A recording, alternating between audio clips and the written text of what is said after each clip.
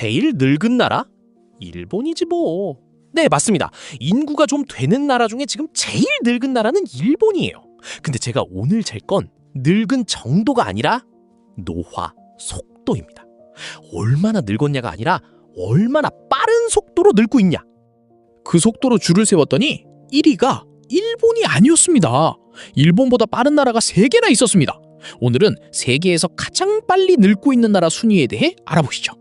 그 전에 이 둘이 왜 다른지부터 짚고 가겠습니다. 키가 제일 큰 아이와 지금 제일 빨리 크고 있는 아이는 다른 아이잖아요. 지금 키만 재면 큰 아이가 1등입니다. 그런데 자라는 속도를 재면 순위가 완전히 바뀌고 몇 년 뒤엔 결국 빨리 크던 아이가 제일 커집니다. 나라도 똑같습니다. 지금 노인 비율이 제일 높은 나라를 물으면 일본입니다. 이건 안 바뀝니다. 그런데 그 비율이 제일 빠르게 오르고 있는 나라를 부르면 답이 달라져요. 그리고 이 두 번째 질문이 훨씬 무서운 질문입니다.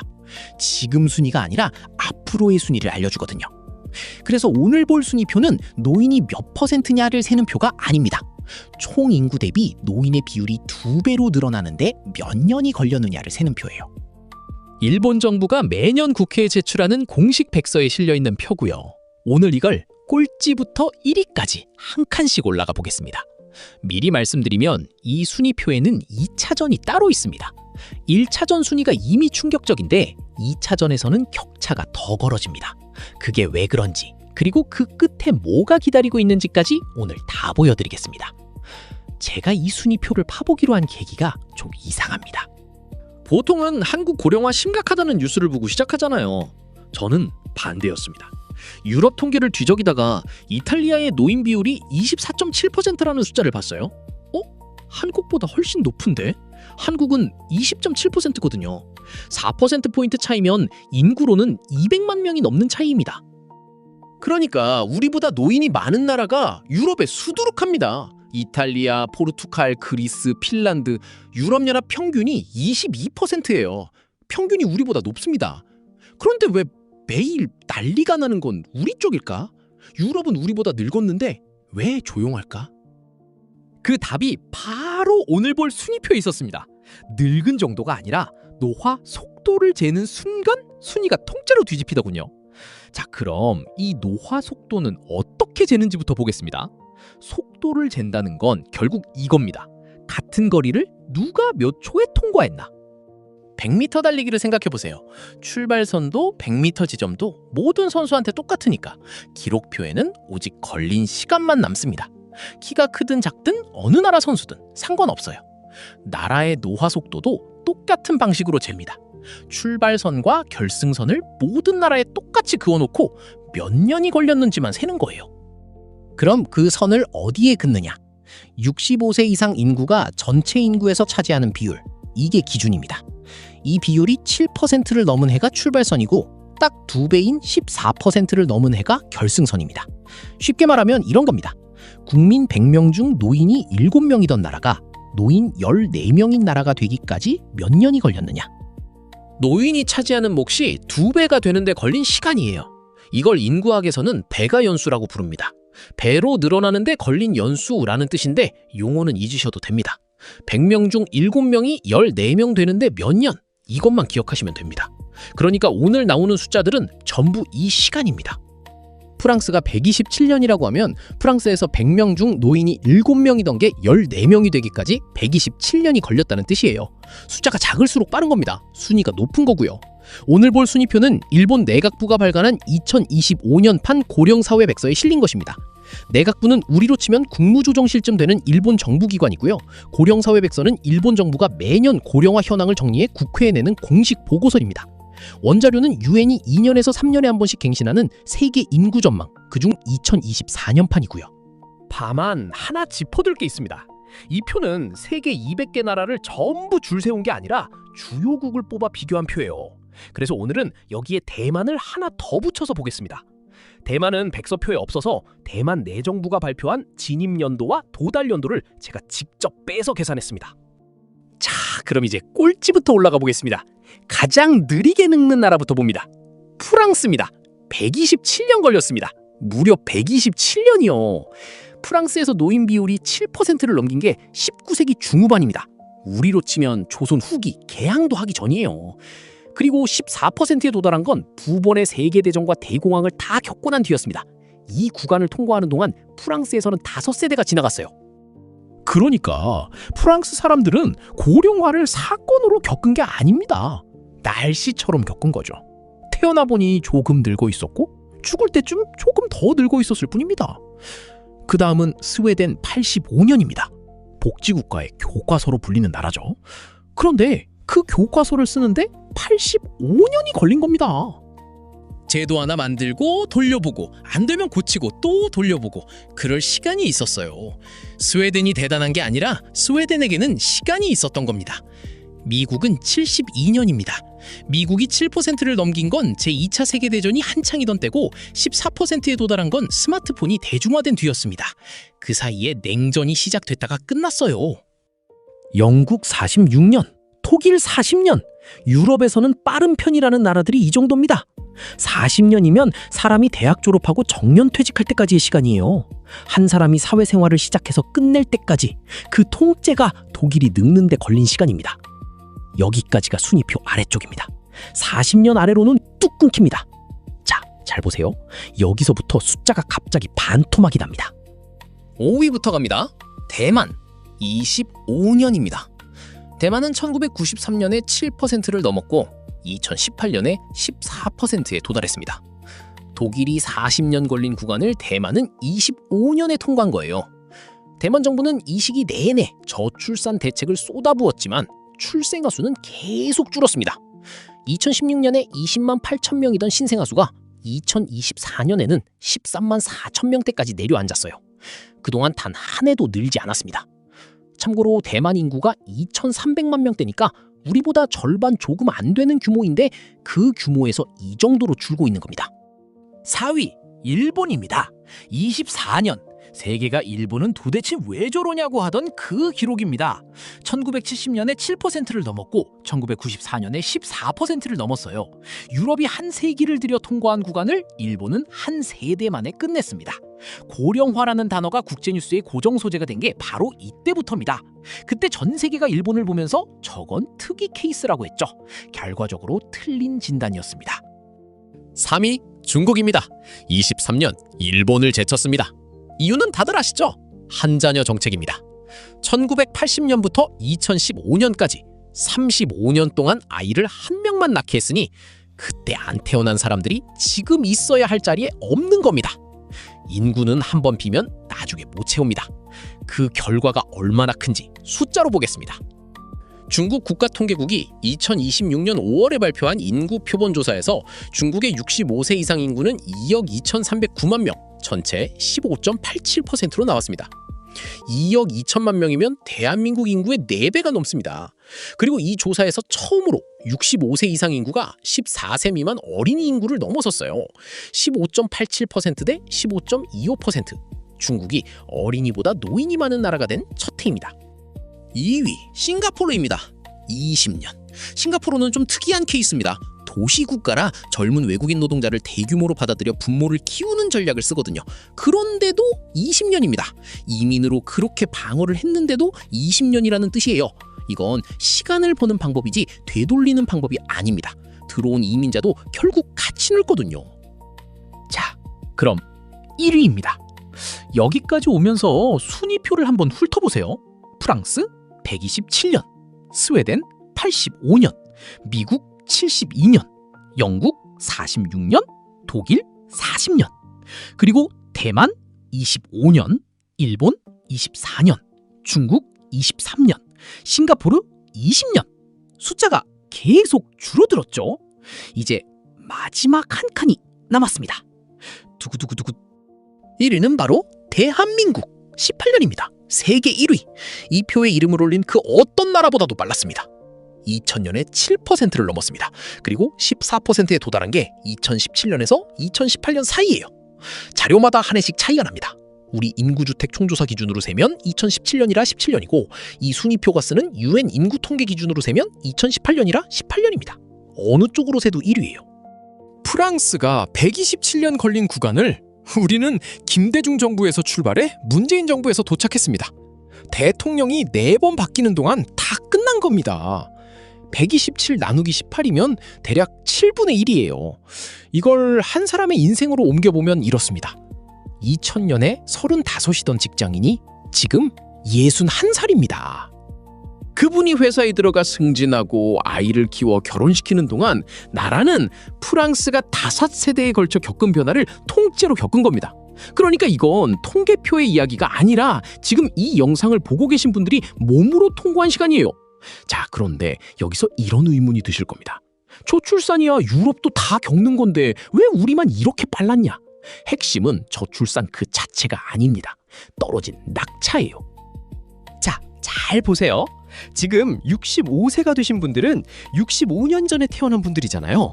그 세대가 얼마나 두꺼웠는지는 통계로 확인되는 첫 해인 1970년만 봐도 압니다. 그해 태어난 아이가 100만 명이 넘었습니다. 그리고 2024년에 태어난 아이는 23만 8천 명입니다. 4분의 1 토막이 난 거예요. 그러니까 1970년생 100만 명이던 세대가 앞으로 10년 안에 통째로 노인 쪽으로 넘어갑니다. 그런데 아래에서 받쳐줄 세대는 23만 명이에요. 비율이 안 튈 수가 없습니다. 프랑스는요? 프랑스는 이 낙차가 완만했습니다. 65년 전에 태어난 사람 수와 지금 태어나는 사람 수가 크게 다르지 않아요. 위아래가 비슷한 속도로 움직이니까 비율도 천천히 바뀐 겁니다. 그리고 여기에 하나가 더 겹칩니다. 기대 수명이에요. 1970년 우리나라 기대 수명이 62.3세였습니다. 2024년에는 83.7세고요. 54년 만에 21년이 늘었습니다. 이게 무슨 뜻이냐면요. 1970년에 태어난 남자아이가 80세까지 살 확률이 11.6%였습니다. 10명 중 1명이요. 그런데 2024년에 태어난 남자아이는 64.4%입니다. 아니, 5.6배가 뛰었어요. 예전엔 태어난 100만 명 중에 65세 선을 넘는 분이 얼마 안 됐는데 지금은 그 세대가 거의 다 넘습니다.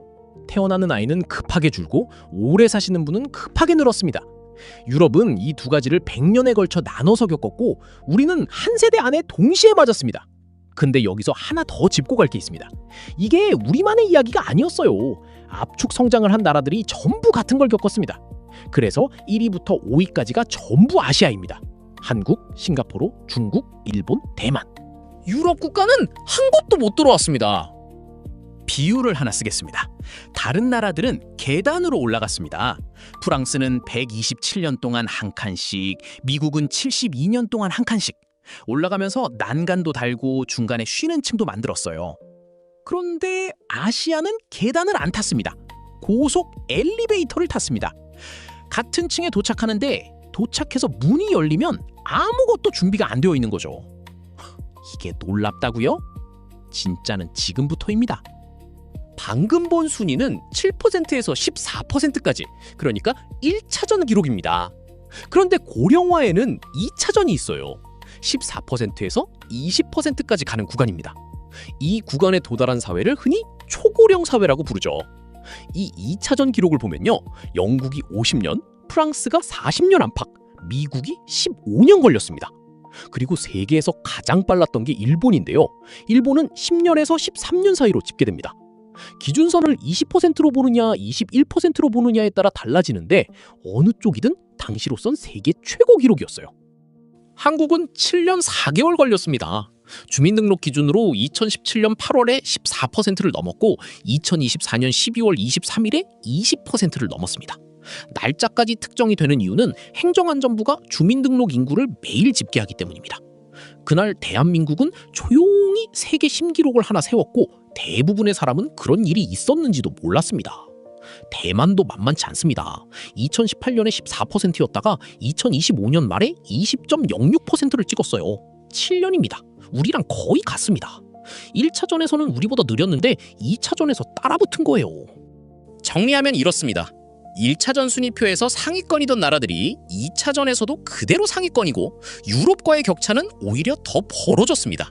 순위가 굳어진 게 아니라 가속이 붙은 겁니다. 이제 우리 숫자를 확인해 볼까요? 2026년 7월에 국가 데이터처가 발표한 2025년 인구주택 총조사 결과입니다. 참고로 국가데이터처는 예전에 통계청이라고 부르던 그 기관이에요. 2025년 10월에 청에서 처로 승격되면서 이름이 바뀌었고 소속도 기획재정부에서 국무총리실로 옮겨갔습니다. 하는 일은 그대로 국가 통계를 만드는 곳입니다. 65세 이상 인구가 1,072만 3천 명, 전체 5,182만 명 중 20.7%. 1925년에 인구 총조사를 처음 실시한 이래 100년 만에 처음 20%를 넘겼습니다. 반대로 0세에서 14세 유소년 인구는 522만 5천 명, 10.1%까지 떨어졌어요. 유소년 100명당 노인이 몇 명이냐를 나타내는 노령화 지수가 205.2입니다. 1년 만에 18.5나 뛰었습니다. 어린이 1명당 노인 2명이에요. 그리고 15세에서 64세 사이 생산 연령 인구 비중이 69.2%로 떨어졌습니다. 관련 통계를 만들기 시작한 이래 처음으로 70% 선이 깨진 겁니다. 아니, 잠깐만요. 여기서 하나 짚고 넘어가야겠습니다. 제가 아까부터 7%, 14%, 20%라는 기준선을 계속 말씀드렸잖아요. 이거 누가 정한 걸까요? 뉴스에서는 늘 UN 기준이라고 붙입니다. 저도 그런 줄 알았습니다. 그런데 아니었습니다. 서울대 사회복지학과 최성재 명예교수가 2023년 12월에 UN 인구국에 직접 메일을 보내 물었습니다. 답이 왔는데 UN은 그런 분류를 공식적으로 한 적이 없다는 겁니다. 국가데이터처도 2026년 7월 발표 때 초고령 사회라는 말이 UN이 공식 정의한 용어는 아니라고 설명했어요. 일본은 아예 21%를 기준으로 씁니다. 나라마다 선을 다른데 긋고 있는 겁니다. 그러니까 우리는 UN이 그은 줄 알았던 결승선을 통과하고 화들짝 놀란 셈인데 알고 보니 그 선은 1990년대에 어디선가 흘러들어온 관행이었습니다. 근데요, 이게 순위표를 무의미하게 만들진 않습니다. 오히려 반대예요. 오늘 본 순위표는 내각부가 모든 나라한테 7%와 14%라는 똑같은 선을 그어놓고 잰 거거든요.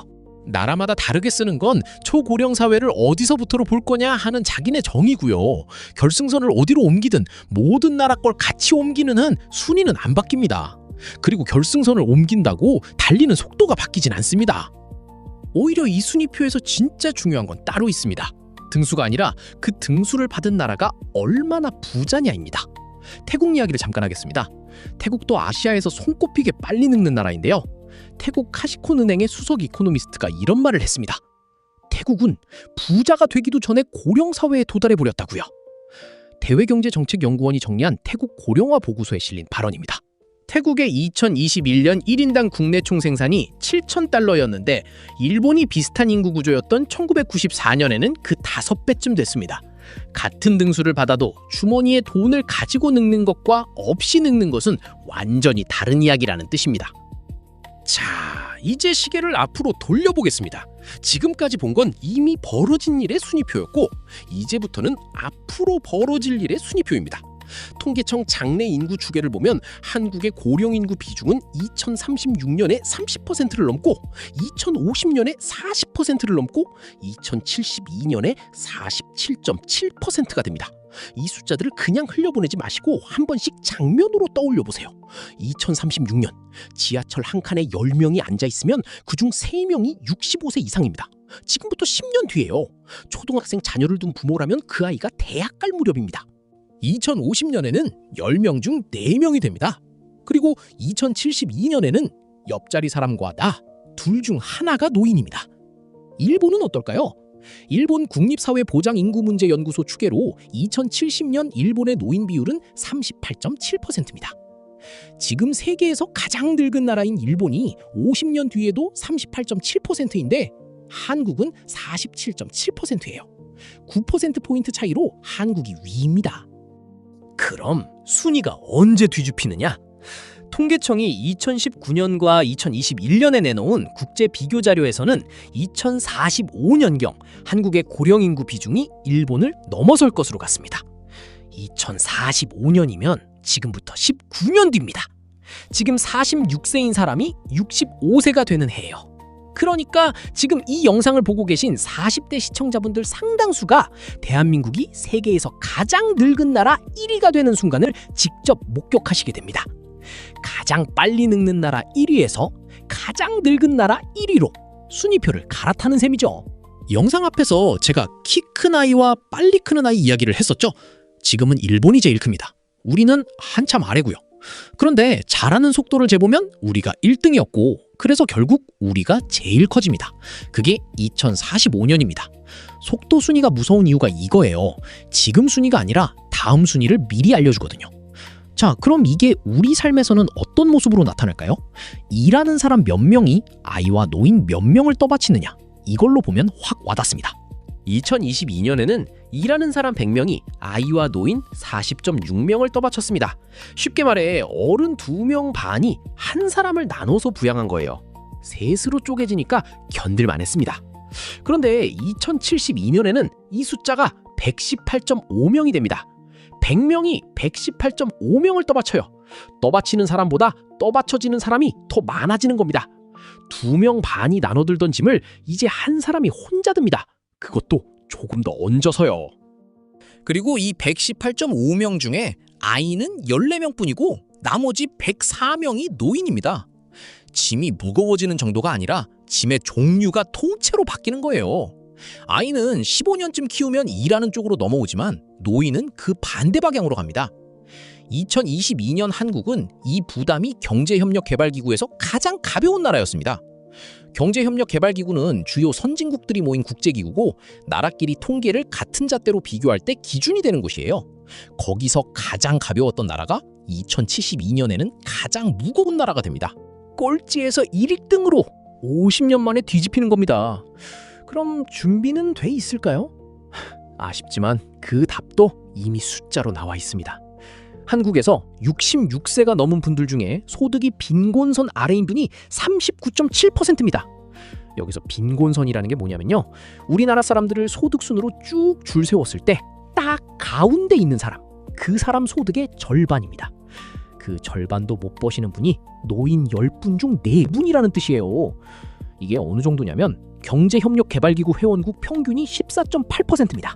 우리가 2배 반이 넘고 회원국 중에 1위입니다. 그럼 일을 안 하셔서 그런가? 그것도 아닙니다. 주 36시간도 못 채우는 아주 짧은 시간 일자리. 여기 계신 분들 중 60%대 후반이 60세 이상입니다. 일을 안 하시는 게 아니라 일을 해도 빈곤에서 못 벗어나는 구조인 거죠. 노인이 가난할수록 그 부양은 사회가 떠안게 되고 그 돈은 결국 일하는 사람들이 냅니다. 짐의 개수만 늘어나는 게 아니라 짐 하나하나가 무거워지는 겁니다. 자, 오늘 순위표를 정리하겠습니다. 세계에서 가장 빨리 늙고 있는 나라. 1위 한국 18년, 2위 싱가포르 20년, 3위 중국 23년, 4위 일본 24년, 5위 대만 25년입니다. 그 아래로 독일 40년, 영국 46년, 미국 72년, 스웨덴 85년, 프랑스 127년입니다. 상위 5자리가 전부 아시아이고 1위와 꼴찌의 차이는 7배입니다. 프랑스는 127년 동안 계단을 올라가면서 난간을 달았습니다. 우리는 18년 만에 엘리베이터로 올라왔고 아직 난간을 달지 못했습니다. 그리고 이 엘리베이터에는 정지 버튼이 없습니다. 이 순위표에서 1등을 하는 건 자랑이 아니죠. 하지만 순위표를 읽을 줄 아는 것과 모르는 것은 완전히 다른 이야기입니다. 최소한 몇 층에서 문이 열릴지는 알고 있어야 뭐라도 준비할 테니까요. 영상 재미있게 보셨다면 구독과 좋아요 부탁드립니다. 알림 설정까지 해두시면 다음 편 놓치지 않으실 겁니다. 감사합니다.